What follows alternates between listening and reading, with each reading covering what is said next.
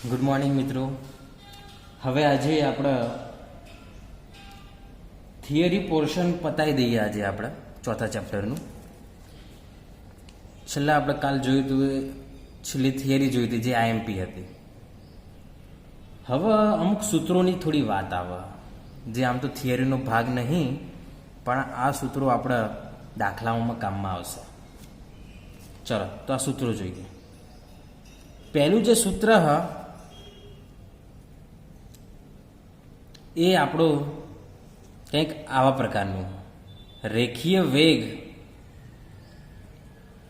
અને કોણીય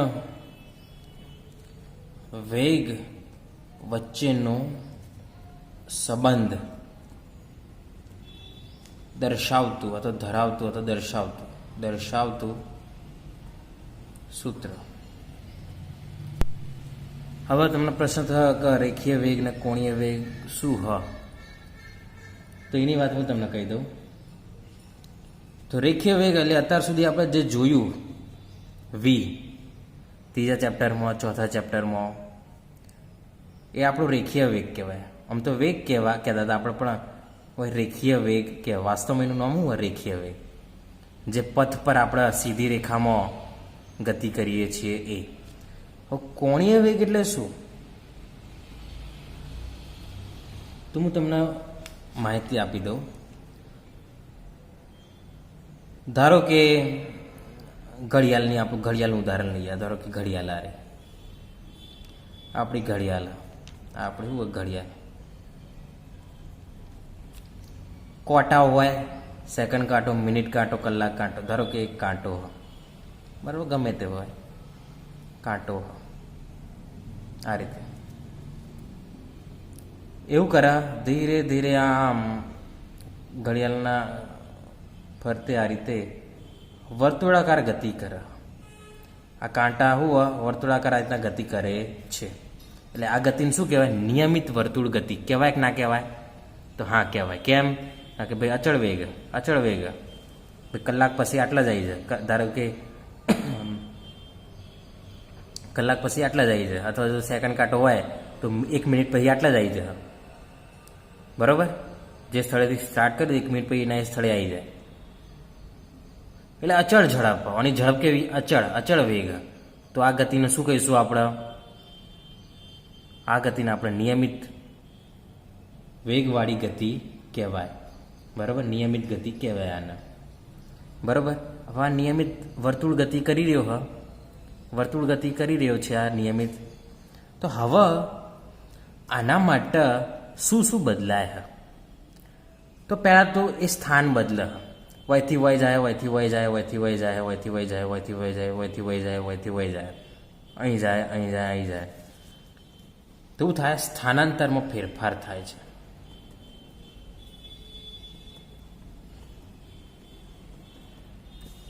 આપણો કાંટો, આવું આપણો કાંટો શું થાય? સ્થાનાંતરમાં ફેરફાર. આપણને ખબર, જો સ્થાનાંતરમાં ફેરફાર થાય એનો અર્થ એવો થયો કે પદાર્થ ગતિમાં છે, એટલે એના જોડે શું હોય? વેગ. પણ એ વેગને આપણે કહીશું રેખીય વેગ. કયો? રેખીય વેગ. ખબર પડી? હવે બીજું શું બદલાય? જો આ કાંટો ફરતો જાય તો શું બદલાય? તો એ કાંટો ખૂણો બદલે છે. શું બદલા? ખૂણો બદલા. કઈ રીતે? તમને પ્રશ્ન થાય કઈ રીતે? તો ધારો કે આટલા હતો, પછી થોડા સમય પછી આટલા જો. હવે ધારો કે આ બાજુ, પહેલા ધારો કે ઓમ હતો, સીધો હતો, આ રીતે, આ સીધો હતો, બરાબર, આ રીતે હતો. થોડા સમય પછી કાંટો આટલા જો, ખૂણો બદલ્યો. હા, કારણ કે પહેલાં સીધા હતો એટલે કોઈ ખૂણો નહોતો. પહેલાં સીધા હતો કોટો, કોઈ ખૂણો નહોતો. પછી આમ ગતિ કરીને આટલા જ્યો એટલે કંઈક ખૂણો બનાવ્યો. પછી ગતિ કરીને આટલા જ્યો, કોઈક ખૂણો બદલાય. કોઈક ગતિ કરીને આટલા જ્યો તો કોઈક ખૂણો આવ્યો. આટલા આવ્યો તો આ ખૂણો, પાછો આટલા આવશે તો 0 ખૂણો. બરાબર? તો આ ખૂણો પણ બદલે. સ્થાન તો બદલે જ છે, સ્થાનાંતર તો કરે જ છે, પણ ખૂણો પણ બદલે છે. તો આ ખૂણાને અનુરૂપ કંઈક મળે ખરા? તો હા, ખૂણા બદલવાને કારણે ખૂણો બદલે. આ આપણને ખબર કોઈ પણ ફેરફાર થાય એટલે વેગ હોય ગતિમાં હોય તો જ ફેરફાર થાય. સ્થાનાંતર બદલાય તો વેગ રેખીય. તો ખૂણો બદલે ખૂણામાં ફેરફાર થાય હવે ખૂણાને આપણે કોણીય સ્થાનાંતર કહીશું કોણીય. ખૂણો એક પ્રકારનો કોણીય સ્થાનાંતર આમ ફરતો જાય આ રીતે એક ખૂણો બદલતો જાય. હવે ખૂણાના બદલવાની ક્રિયાને શું કહેવાય? કોણીય સ્થાનાંતર. ખૂણા બદલવાની ક્રિયાને શું કહેવાય? કોણીય સ્થાનાંતર. કોણીય સ્થાનાંતર કરે. હવે જો રેખીય સ્થાનાંતર કહીએ કે આ શું કહીએ કે રેખીય સ્થાનાંતર. કેમ? કારણ કે હંમેશા સીધું અંતર એ સ્થાનાંતર, રેખીય સ્થાનાંતર સીધું ફેરફાર વેગ મળે. પણ કોણીય સ્થાનાંતર હોય તો એના રૂપ કંઈક મળે ખરા? તો હા, તો કોણીય સ્થાનાંતરના અનુરૂપ જે વેગ મળે, કોણીય સ્થાનાંતરને અનુરૂપ સ્થાનાંતર ને અનુરૂપ જે વેગ મળે તેને કોણીય વેગ કહે છે, જેને ઓમેગા વડે દર્શાવવામાં આવે. ડબલ્યુ પણ વંચાય ઓમેગા કહે છે. ખબર પડી ગઈ આ વાત? રેખીય સ્થાનાંતર મતલબ સ્થાન બદલતો હોય રેખીય રીતે, મતલબ સ્થાનાંતર કરતો હોય. અત્યાર સુધી જે આપણે સ્થાનાંતર જોઈએ તો વેગ, પણ જો ખૂણો બદલતો હોય, કારણ કે આપણે વર્તુળ ગતિની વાત કરી રહ્યા છીએ હવે, તો ખૂણો બદલાય સતત. તો ખૂણો બદલતો હોય તો એના આપણે કહીશું કોણીય સ્થાનાંતર, અને એના અનુરૂપ જે વેગ મળે એને કોણીય વેગ. કોણીય વેગ વધારે તો ખૂણો ફટફટ બદલાય, કોણીય વેગ ઓછો તો ખૂણો ધીરે ધીરે બદલાય. વાત ખબર પડી ગઈ? તો કોણીય વેગની થોડી વાત કરી નાખીએ. કોણીય વેગની વાત કરી નાખીએ. ચાલો, તો કોણીય વેગ છે શું? કોણીય વેગ ઓમેગા, બરાબર, ડબલ્યુ વડે. આમ તો ડબલ્યુ હ, પણ ઓમેગા એક સિમ્બોલ, ગ્રીક ભાષાનો અર્થ થાય. ગ્રીક ભાષામાં ઓમેગા. હવે કોણીય વેગનું સૂત્ર હું? તો આ બાજુ જો કોણીય વેગ એટલે હું? જેમ કે વેગનું સૂત્ર હતું સ્થાનાંતર ભાગ્યા સમય. વેગનું સૂત્ર સ્થાનાંતર ભાગ્યા સમય. એ રીતે કોણીય વેગનું સૂત્ર કોણીય સ્થાનાંતર ભાગ્યા સમય. હું કોણીય સ્થાનાંતર ભાગ્યા સમય. વાત ખબર પડી? જેમ કે આપણે અત્યારે જે વેગનું આપણે સૂત્ર જોયું હતું, આરે વેગ બરાબર dx upon delta x upon delta t, બરાબર, આ જોયું હતું આપણે. એ રીતે હોય delta theta upon delta t, ખૂણામાં થતો ફેરફાર ભાગ્યા એ માટેનો સમય. ખૂણામાં થતો ફેરફાર ભાગ્યા એ માટેનો સમય. વાત ખબર પડી ગઈ? બરોબર. ચલો, એક નવી રાશિ કોણીય વેગ, આના એકમની વાત કરી નાખીએ. એકમ શું થાય? એકમ શું થાય? ખૂણાનો એકમ રેડિયન, સમયનો એકમ સેકન્ડ. તો એકમ શું થાય? રેડિયન પ્રતિ સેકન્ડ. પારિમાણિક સૂત્ર, ખૂણાનું પારિમાણિક સૂત્ર હોય તો ના, સેકન્ડનું હોય તો હા. એટલે ખૂણાનું ના હોય એટલે 1/t અથવા તો t ઇનવર્સ, સમયનું ટાઈમ, બરાબર, t ઇનવર્સ. એટલે પારિમાણિક સૂત્ર થાય. ખૂણાનું પારિમાણિક સૂત્ર હોય નહીં. બરાબર, આ વાત ખબર પડી ગઈ. કોણીય વેગ આવી ગયો. ચલો હાડો. હવે આપણે તો હું આપણે થિયરી શું નામ આપ્યું? રેખીય વેગ ને કોણીય વેગ વચ્ચેનો સંબંધ શોધવો હા આપણે. એટલે આપણી થિયરી હવે જ ચાલુ થાય. ખબર પડી ગઈ આ વાત? થિયરીનું સ્ટાર્ટ અહીંથી થાય. આ બધું હતું, આ તો બધું કોણીય વેગની માહિતી હતી. બરાબર, આવું હતું કોણીય વેગની માહિતી. હવે આપણી થિયરી સ્ટાર્ટ થાય. રેખીય વેગ અને કોણીય વેગ વચ્ચેનો સંબંધ દર્શાવતું સૂત્ર કઈ રીતના મેળવવું એની વાત હવે સ્ટાર્ટ થાય. તો આ બાજુ જુઓ.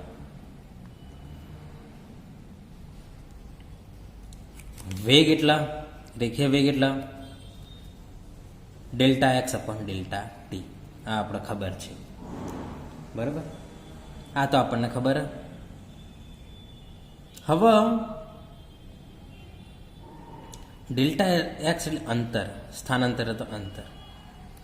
હવે આપણે વર્તુળ, આ બધું વર્તુળ ગતિ માટે જોઈ રહીએ, કારણ કે કોણીય વેગ હોય એટલે વર્તુળ ગતિ હોય તો જ કોણીય વેગ હોય, નકર ના હોય. એટલે આપણે કોઈ વર્તુળ ગતિને ધ્યાનમાં લઈએ. વર્તુળ ગતિને ધ્યાનમાં લઈએ. ધારો કે આ જ વર્તુળ ગતિ હા ધ્યાનમાં લઈએ. પહેલાં આટલા હતો પછી આટલા જો, બરાબર. પહેલાં આટલા હતો પછી આટલા જો, પહેલાં આટલા હતો પછી આટલા જો. સ્થાનાંતર કેટલું? તો આટલું. આજે રેખા દોરી મેં સ્થાનાંતર આટલા તો આટલા જો. આ સ્થાનાંતર એટલે સીધું અંતર. અને ધારો કે ડેલ્ટા થીટા ખૂણો બનાવ્યો અને વયથી વય જતા ડેલ્ટા ટી સમય લાગ્યો, બરાબર. અને આ જે સ્થાનાંતર જો ડેલ્ટા એક્સ, આ સ્થાનાંતર કેટલું? Delta x. તો આ તો કોના જેવું થયું? પેલા જેવું. ખૂણો એટલે ચાપ ભાગ્યા ત્રિજ્યા. બીજા ચેપ્ટરમાં દ્રશ્ય સ્થાન ભેદની રીત આપણે જોતા હતા. એ વખતે મેં તમને એક સૂત્ર કીધું હતું. ખૂણો એટલે ચાપ ભાગ્યા ત્રિજ્યા. તો ખૂણો એટલે ચાપ, એટલે ચાપું થવા આ રહ્યું, ત્રિજ્યા એટલે આ રહ્યું. ખબર પડી ગઈ? ખૂણો એટલે ચાપ ભાગ્યા ત્રિજ્યા. ખૂણો એટલે ચાપ ભાગ્યા ત્રિજ્યા. ચાપ કેટલું? Delta x. હા, ત્રિજ્યા એટલે આર. ચલો લખી કાઢો. લખી કાઢીએ આપણે. આને નામ આપી દઈએ 1, બરાબર. હવે ખૂણો એટલે ચાપ ભાગ્યા ત્રિજ્યા. વર્તુળ ગતિ હોય તો ખૂણો ડેલ્ટા થીટા લીધો હોય તો ચાપ ડેલ્ટા એક્સ બને, સ્થાનાંતર અને ત્રિજ્યા આર બને. ચલો ખબર પડી? વાત ખબર પડી? ચલો ડેલ્ટા એક્સના કરતા બનાવો તો ડેલ્ટા થીટા ઇન્ટુ આર, બરાબર. આનું નામ આપી દો 2. બસ હવે બીજું કોઈ કરવાનું નહીં. સમીકરણ 2 ની કિંમત 1 માં મેળ દો. તો સમીકરણ 2 ની કિંમત 1 માં મૂકતા વીક બરાબર dx upon dt. dx upon dt dx આપણે શું લાયા? dx આપણે શું લાયા? Delta theta upon R. Delta theta upon R upon delta theta into R upon delta T. તો delta theta into R upon delta T, બરાબર. હવે જો આર થોડું બહાર લઈએ, delta theta upon delta T. હવે delta theta upon delta T હમણાં હાલ જ જોયું હતું. કોણીય સ્થાનાંતર ભાગ્યા સમય. કોણીય સ્થાનાંતર ભાગ્યા સમય તો કોણીય વેગ તો આર અને કોણીય વેગ ઓમેગા. તો વી બરાબર આર ઓમેગા અથવા ઓમેગા આર, જે આપણું રેખીય વેગ અને કોણીય વેગ વચ્ચેનું સંબંધ દર્શાવતું સૂત્ર છે. આ આપણું ત્રીજું, બરાબર. તો આપણું સૂત્ર આવી ગયું. ખબર પડી ગઈ તમને? તો આ થિયરી પૂરી. હવે આપણે સૂત્રો જ જોવાના હોઈએ. બસ હવે આપણે શું જોવાનું? સૂત્રો. હવે આપણે આ થિયરી પૂરી. આ થિયરી પૂછાતી તો નહીં, પણ આ સૂત્ર આપણે યાદ રાખીશું, કામનું સૂત્ર. હવે આપણે કાલ લાયા હતા આપણા કેન્દ્રગામી પ્રવેગ V² અપોન આર, બરાબર. આ સૂત્ર લાયા હતા આપણે. ચલો, આ કેન્દ્રગામી પ્રવેગમાં વેગ આવતો હતો રેખીય વેગ. હવે આને કોણીય વેગવાળું સૂત્ર એપ્લાય કરવું હતું. કરવું વી બરાબર આર ઓમેગા મેળ દો. હવે V² તો R² ઓમેગા સ્ક્વેર થાય અપોન આર. એક આર કેન્સલ તું વધે, શું વધે? Omega square r. તો આ થયું આપણું એક સમીકરણ. સમીકરણમાં લેવાના. આ થિયરી પૂરી. હવે અહીંથી આપણે સમીકરણોની વાત કરવાની. એટલે આ કેન્દ્રગામી પ્રયોગનું સૂત્ર એક આ એક આ થશે. આ રેખીય વેગના સ્વરૂપમાં, કોણીય વેગના સ્વરૂપમાં. અને કેન્દ્રગામી પ્રયોગ ક્યારે મળે? જ્યારે વર્તુળ ગતિ હોય ત્યારે જ, બરાબર. ચલો હવે એક બીજા સૂત્રો થોડા મેળવીએ. આમ તો એ સૂત્રનો ઉપયોગ આપણે આવતો નહીં આપણા ચોપડીમાં. કોઈ દાખલામાં આવા સૂત્રનો ઉપયોગ નહીં. આ સૂત્રનો ઉપયોગ આવી શકે, પણ હવે જે સૂત્રો મેળવવા જઈ રહ્યા એનો ઉપયોગ આવતો નહીં આપણા ચોપડીમાં, બરાબર. કોઈ દાખલામાં ઉપયોગ આવતો નથી. પણ તો પણ ચલો ચોપડીમાં આપ્યું હોય એટલે આપણે જોઈ લઈએ. ચલો આપણે સૂત્રો શોધી રહીએ, સૂત્રો જોઈ રહીએ આપણે. હવે એક વાત કરીએ આપણે આવર્તકાળની વાત કરીએ. આવર્તકાળ એટલે કેપિટલ ટી. આવર્તકાળ તમારા માટે નવો શબ્દ નહીં, બરોબર. નીચલા ધોરણમાં પણ તમે આવર્તકાળ શબ્દ સાંભળ્યો જ હશે. આવર્તકાળ એટલે શું? એક ચક્કર પૂરું કરવા લાગતો સમય, એક દોલન કરવા માટે લાગતો સમય. જો વર્તુળાકાર ગતિ હોય ને તો એક ચક્કર અથવા એક પરિભ્રમણ પૂરું કરવા માટે લાગતો સમય. જો દોલિત ગતિ હોય મતલબ લોલકવાળી તો એક દોલન કરવા માટે લાગતો સમય. કંપન ગતિ હોય તો એક કંપન માટે લાગતો સમય. બરાબર, ખબર પડી? ફરીથી હું તમને બોલું. આવતકાળ એટલે શું? તો ગતિ ઉપર ડિપેન્ડ કરે. જો વર્તુળાકાર ગતિ હોય તો એક ચક્કર અથવા પરિભ્રમણ પૂરું કરવા માટે લાગતો સમય. જો કંપન ગતિ હોય તો એક કંપન કરવા માટે લાગતો સમય. જો દોલિત ગતિ હોય તો એક દોલન કરવા માટે લાગતો સમય. બરાબર, એના આવતકાળ કહેવાય. હવે આપણે વર્તુળ ગતિની આપણે વાત કરી હોય આ પાઠમાં, તો હોય આપણે શું વ્યાખ્યા લખીશું? તો એક પરિભ્રમણ પૂરું કરવા માટે લાગતા સમયને આવર્તકાળ કહે છે.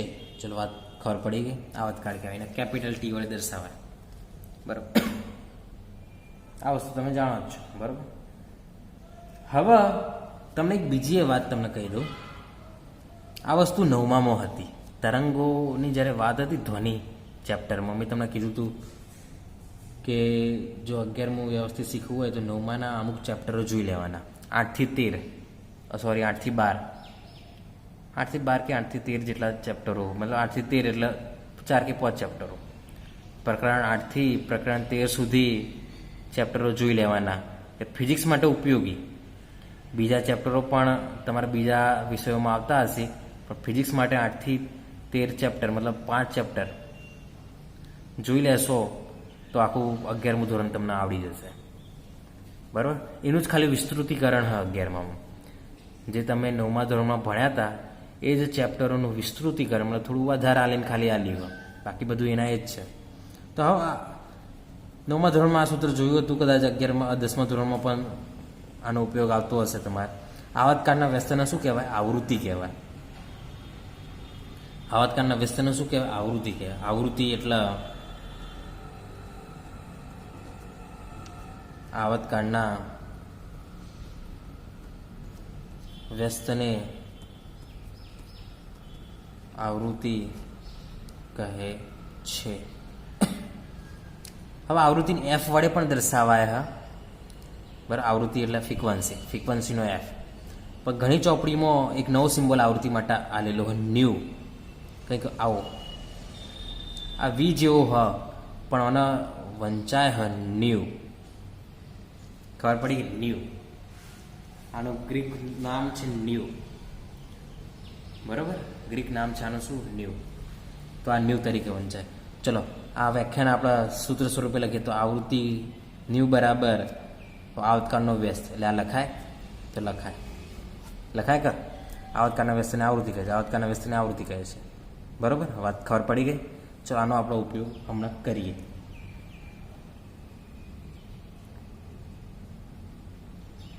હવે એક બીજી વાત થોડું સમજવાની જરૂર. હા, આપણે એક પ્રકારનું સમીકરણ છે, બે નામ આપી દો, કોમમાં આવશે.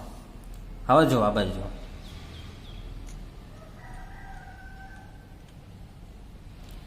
વેગ એટલા બધાને ખબર, ભાઈ અંતર ભાગ્યા સમય.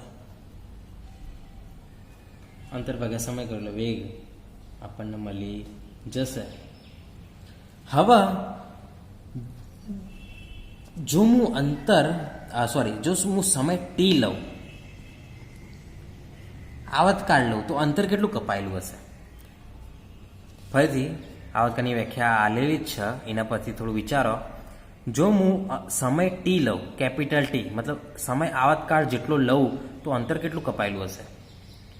તો સીધી વાત કે ભાઈ આવતકાળ સમય ક્યારે આવતકાળ જેટલો થાય? જ્યારે એક ચક્કર પૂરું થયું તાણા. વયું લખેલું એક પરિભ્રમણ કરવા માટે લાગતો સમય આવતકાળ. એટલે જો હું સમય બરાબર આવતકાળ લખું તો અંતર બરાબર એક ચક્કર લખાય.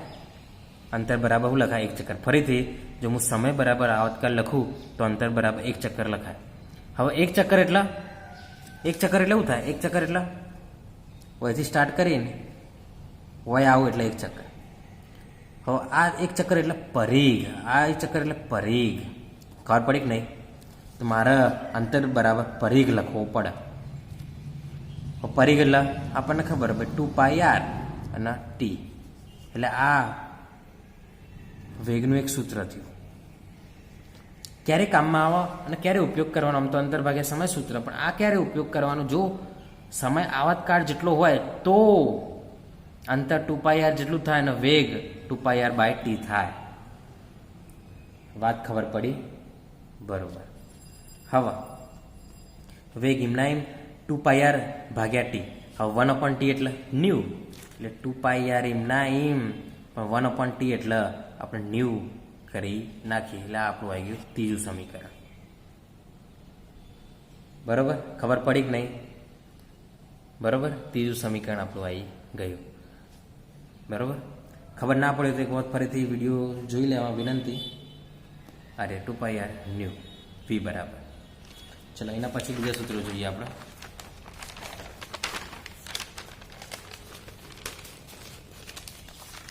હવે બીજા સૂત્રો જોઈએ આપણે.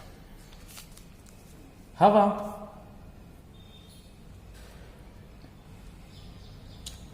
વેગ બરાબર આપણે લાયા 2πr ન્યૂ. બરાબર, આ સૂત્ર આપણે લાયા અને આપણે 3 સમીકરણ નામ આપ્યું હતું. બરાબર, તો ઓમેગા કેટલો થયો? ઓમેગા આપણે શોધવો. હા, તમે હાલ જ આપણે એક સૂત્ર લાવ્યા હતા, ભાઈ રેખીય વેગ અને કોણીય વેગ વચ્ચેનો સંબંધ. વી એટલે આર ઓમેગા, વી એટલે આર ઓમેગા. ઓમેગાને કરતા બનાવો, શું થાય? v/r. વીની જે કિંમત હોય મેળતો 2πr new upon r. r cancel, વધ્યું તો ન્યૂ બરાબર 2πr, સોરી ઓમેગા બરાબર 2πr ન્યૂ. તો આ ગયું સમીકરણ 4. ખબર પડી કે નહીં? ફરીથી આ તો સૂત્ર આપણા જોડે હતું. હવે એક સૂત્ર આપણે પહેલાં લાવ્યા હતા હમણાં હાલ જ, v બરાબર આર ઓમેગા. વી બરાબર આર ઓમેગા. ઓમેગાને કરતા બને તો v/r થાય. વીની કિંમત જે ઓયથી લાવ્યા હતા એ મેળ દો, આર ઉડાડ દો, શું વધ્યું? તો ઓમેગાનું સૂત્ર આવૃત્તિના સંદર્ભમાં આવૃત્તિ સાથે સંકળાયેલું ઓમેગાનું સૂત્ર મળી ગયું. બરોબર. હવે પ્રવેગનું સૂત્ર જોઈ લઈએ. v²/r. આ હતું આપણે સૂત્ર, કેન્દ્રગામી પ્રવેગનું સૂત્ર. ચલો v², વીની કિંમત 2πr ઓમેગા મેળ દો, 2πr ઓમેગા મેળ દો, એટલે 2πr, સોરી 2πr ન્યૂ, હો ન્યૂ, ઓમેગા બોલી જાય, 2πr ન્યૂ અપોન r અને પાછું વર્ગ v². ચલો વર્ગ એટલે 4π² r² ન્યૂ² અપોન r. થાય કે ના થાય? 2 નો વર્ગ 4, પાઈ નો વર્ગ પાઈ વર્ગ, r નો વર્ગ r વર્ગ, ન્યૂ નો વર્ગ. એક r કેન્સલ, એટલે આપણે એસી બરાબર શું મળે? એસી બરાબર શું મળે? ચાલો ફરીથી જોઈએ. 4π² r ન્યૂ². આ મળે એસી બરાબર. આ સમીકરણ આપણું 5. બરોબર, તો આ સમીકરણ આપણું 5. તો આપણે બધા સૂત્રો જોઈ લીધા. એક વખત ફરીથી આપણે જોઈ લઈએ શું કર્યું આપણે, એટલે વધારે ખબર પડે. આપણે શું હતું? રેખીય વેગ અને કોણીય વેગ. કોણીય વેગ એટલે શું પહેલાં જોઈ લઈએ. તો જ્યારે આપણે કોઈ વર્તુળાકાર ગતિ થાય તો સ્થાનાંતરની સાથે સાથે ખૂણો પણ બદલાય. સ્થાનાંતરમાં ફેરફાર થાય, ખૂણામાં હવે ફેરફાર થાય. હવે સ્થાનાંતરમાં ફેરફાર થતું હોય તો આપણે રેખીય વેગ કહેવાય. જે ખૂણામાં ફેરફાર થતું હોય તો એને શું કહેવાય? કોણીય વેગ. અને જે ખૂણો બદલતો હોય એને કોણીય સ્થાનાંતર કહેવાય, અને પેલું રેખીય સ્થાનાંતર કહેવાય. ખબર પડી ગઈ? અત્યાર સુધી આપણે સ્થાનાંતર જ કહેતા હતા, પણ જ્યારે બે સ્થાનાંતર ભેગા થાય ને એટલે પછી એકના રેખીય અને એકના કોણીય કહેવાય. ખબર પડી ગઈ? હવે કોણીય વેગના વી નહીં પણ ઓમેગા વડે દર્શાવવામાં આવે. ઓમેગા ગ્રીક ભાષાનો શબ્દ. હવે કોણીય વેગ એટલે શું? જેમ કે વેગ એટલે અંતર ભાગ્યા સમય, રેખીય સ્થાનાંતર ભાગ્યા સમય હોય, કોણીય સ્થાનાંતર ભાગ્યા સમય. એકમ રેડિયન પ્રતિ સેકન્ડ થયો, રેડિયન પ્રતિ સેકન્ડ, પારિમાણિક સૂત્ર આ થયો. હવે કોના પરથી લાવો? વી એટલે સ્થાનાંતર ભાગ્યા સમય. હવે ખૂણો એટલે ચાપ ભાગ્યા ત્રિજ્યા. ચાપના કરતા બનાવો, શું થાય? ખૂણો ગુણ્યા ત્રિજ્યા. એટલે ચાપ જો સ્થાનાંતર બને તો ખૂણો ગુણ્યા ત્રિજ્યા થાય. કિંમત મેળો, વી એટલે આર ઓમેગા આવી ગયો. બરોબર. હવે સૂત્રો, પ્રયોગનું સૂત્ર વી બરાબર આર ઓમેગા મેળો તો આ બની ગયું. બીજો આવતકાળ એટલે શું? એક પરિભ્રમણ પૂર્ણ કરવા માટે લાગતો સમય, એને આવતકાળ કહેવાય. બરોબર. અને આવૃત્તિ એટલે શું? આવતકાળના વ્યસ્તને આવૃત્તિ કહે છે. તો આ સૂત્ર લખાય. હવે વેગ એટલે અંતર ભાગ્યા સમય. જો હું સમય ટી લઉં તો અંતર કેટલું લેવું પડે? પરિઘ જેટલું. ખબર પડી ગઈ? જો હું ટી લઉં, અને ટી એટલે હું એક ચક્કર માટે સમય, જો સમય ટી લઉં તો એક ચક્કર પૂરું થઈ ગયું ગણાય, અને એક ચક્કર પૂરું થઈ ગયું ગણાય મતલબ પરિઘ કહેવાય. પરિઘ એટલે 2πr, એટલે v એટલે 2πr. બસ આ વીની કિંમત શું કહેવાય, ટી 1/t એટલે ન્યૂ હોય, તો v બરાબર 2πr ન્યૂ. બસ આનો ઉપયોગ કરો, આનો આ જે સૂત્ર લાયા આપણે એનો ઉપયોગ કરો. v એટલે r ઓમેગા હતું, ઓમેગાને કરતા બને તો v/r. બસ વીની કિંમત જે આ લાયા હતા મેળ દો, r કેન્સલ એટલે 2π ન્યૂ. હવે એસી એટલે v²/r તો વીની કિંમત જે લાયા અહીંયા હવે મેળ દો, ઉડાડો જે ઉડતું હોય એટલે 4π² r ન્યૂ સ્ક્વેર. આ થશે આપણું સમીકરણ. ચલો ખબર પડી ગઈ. તો અહીં આપણે ચોથા ચેપ્ટરની બધી જ વાતો, બધી થિયરી કહીએ તો પૂરી થાય. બધા સૂત્રો પણ આપણે છેલ્લા જોઈ લીધા. હવે નેક્સ્ટ ટાઈમથી આપણે 1 by 1 દાખલાઓ જોઈશું, બરાબર. પણ એના પહેલાં બધા સૂત્રો તમારે યાદ રાખવા જરૂરી છે. હું જ્યારે દાખલા ચલાવે તો હું ડાયરેક્ટ સૂત્ર મેલે, પણ એ વખતે કન્ફ્યુઝ ના થવાનું કે ભાઈ આ સૂત્ર કઈ રીતે આવે. જો તમને બધા જ સૂત્રો યાદ હોય તો બધા સૂત્રો જે પણ દાખલામાં, જે પણ થિયરીમાં, મોટાભાગના સૂત્રો તો કેવા ત્રીજા ચેપ્ટરના બેઠા, ત્રીજા ચેપ્ટરના જે બેઠા સૂત્રો હોય એ મોટાભાગના એ જ છે. ખાલી નવા સૂત્રો ચોથી સ્ટાર્ટ થયા, પેલા પ્રક્ષિપ્ત ગતિથી. પ્રક્ષિપ્ત ગતિથી નવા સૂત્રો સ્ટાર્ટ થયા છે, એટલે પ્રક્ષિપ્ત ગતિના સૂત્રો પણ યાદ રાખવાના, બીજું નિયમિત વેગના સૂત્રો પણ યાદ રાખવાના, આ સૂત્રો પણ તમારે યાદ રાખવાના, બરાબર. તો દાખલાઓમાં કામમાં આવશે. તો બરાબર, સારું.